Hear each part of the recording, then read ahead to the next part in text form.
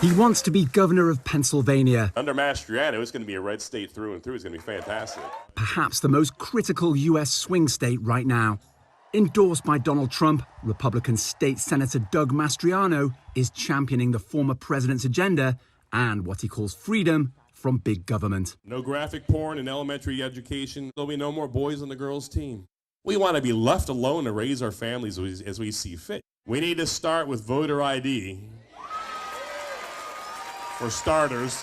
His opponent, Josh Shapiro, says that proposal to supposedly secure elections will end with Mastriano forcing the state's nearly 9 million voters to re-register, raising concerns over its legality and fears that it's an attempt to try to control voting outcomes. Gubernatorial elections typically play second fiddle to the battle for congressional seats, but this year's midterms are unusual because election integrity has become a major flashpoint ever since Donald Trump's refusal to accept he lost the 2020 presidential election ended in what was described as an attempted coup d'etat in Congress. There are hundreds of Republicans running for public office across the United States who share the same view as Trump that the election was rigged. Pennsylvania is unusual because its Secretary of State, tasked with overseeing elections, is appointed by the governor rather than being elected. So in a swing state as critical as Pennsylvania, the race for governor has assumed an outsized importance.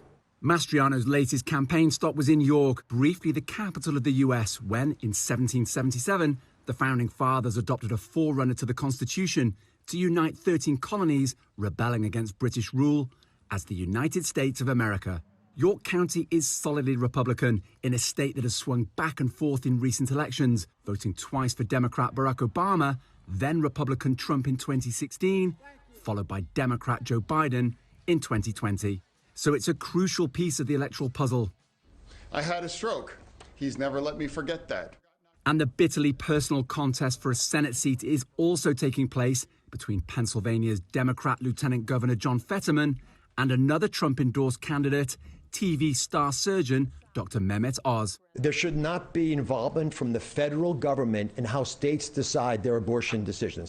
Their debate on Tuesday after Mastriano's rally reflected many of the themes polarizing Americans across the country. I support on Roe v. Wade. That was the law of the land for 50 years. These parallel contests with enormous implications for both which party controls Congress and a potential Donald Trump 2024 presidential run are narrowing. Some polls for the Senate race suggest it's now a toss-up. And while Shapiro has enjoyed a double-digit lead over Mastriano, that's starting to slip. Owen Fairclough, CGTN, York, Pennsylvania.